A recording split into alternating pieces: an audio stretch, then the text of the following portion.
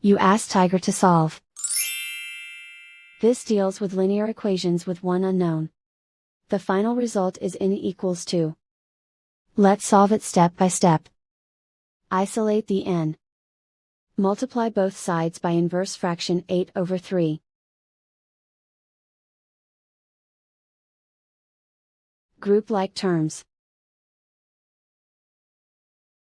Multiply the coefficients. Simplify the fraction. Multiply the fractions.